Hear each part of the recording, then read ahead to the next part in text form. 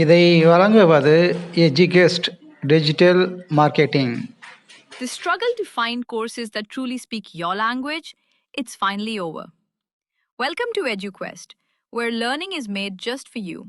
At EduQuest, we bring you a wide range of online courses, from career building programs to skill boosting masterclasses, all in your regional language.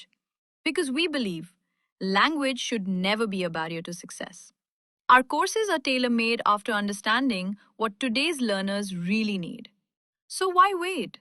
Start learning the smarter, simpler way only with EduQuest. Visit eduquest.courses and explore your next course today.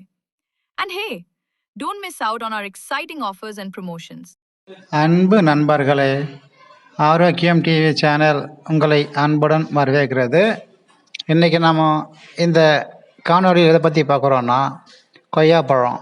இந்த கொய்யாப்பழத்துடைய வரலாறு, நன்மைகள், சத்து வகைகள் மற்றும் இந்த கொய்யாப்பழத்தினுடைய தீமைகளை பற்றி பார்க்கலாம் வாங்க. இந்த கொய்யாப்பழம் முதலில் மத்திய அமெரிக்கா மற்றும் தென் அமெரிக்காவில் தோன்றியது என்றும் நம்பப்படுகிறது. மேலும் இந்த கொய்யாப்பழம் போர்ச்சுகியர்கள் மற்றும் ஸ்பானியஸ் மாலுமிகள் மூலம் 16ஆம் நூற்றாண்டில் கொய்யாப்பழம் ஆசியா மற்றும் ஆப்பிரிக்காவின் வெப்பமண்டல பகுதிகளுக்கு கொண்டு வரப்பட்டது என்றும் நம்பப்படுகிறது. இந்தியாவில் கொய்யாப்பழம் முதலில் அலகாபாத்தில் அறிமுகப்படுத்தப்பட்டது. பின்னர் மேற்கு வங்காளம், உத்தரப்பிரதேஷ் மற்றும் தமிழ்நாட்டில் பரவியது. தமிழ்நாட்டில் குறிப்பாக மதுரை, திண்டுக்கல் மற்றும் சேலம் மாவட்டங்களில் கொய்யா அதிகம் சாகுபடி செய்யப்படுகிறது. இந்த கொய்யா பழத்திற்கு தாவரவியல் பெயராக சைடியம் குஜவா என்றும் அழைக்கப்படுவதுண்டு. இந்த தாவரம் குறிப்பாக வெப்பமண்டலம் பகுதிகளில்தான் நன்கு வளரும். சரி, இந்த பழத்துடைய நன்மைகள் பற்றி பார்ப்போம் வாங்க. இந்த கொய்யா பழத்தில் அதிகம் வைட்டமின் சி, நார்சத்து, பொட்டாசியம் மற்றும் ஆன்டி ஆக்சிடென்ட்டுகள் நிறைந்துள்ளன. இந்த கொய்யாப்பழம் நோய் எதிர்ப்பு சக்தியை அதிகரிக்கிறது, மேலும் செரிமானத்திற்கு உதவுகிறது மற்றும் இதய ஆரோக்கியத்தை மேம்படுத்தவும் செய்கிறது.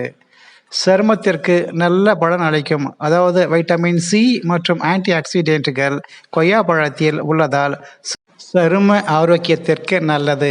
மேலும் சரும நிறத்தை பராமரிக்கவும் உதவுகிறது. பற்கள் மற்றும் எலும்புகளுக்கும் நல்லது. கொய்யாவில் உள்ள வைட்டமின் சி மற்றும் பிற சத்துக்கள் பற்கள் மற்றும் எலும்புகளின் வளர்ச்சிக்கு உதவுகிறது. கொய்யா பழம் என்பது ஏழைகளின் ஆப்பிள் என்றும் சிறப்பாக இந்த பழத்தை அழைக்கப்படுவது உண்டு. குறிப்பாக இந்த கொய்யாப்பழம் என்பது நம் தமிழ்நாட்டில் பழனி மற்றும் அதனை சுற்றியுள்ள பகுதிகளில் விவசாயம் பிரபலமானது. இங்கு விளையக்கூடிய பழங்கள் அனைத்தும் வெளிநாடுகளுக்கு ஏற்றுமதி செய்யப்படுகின்றன.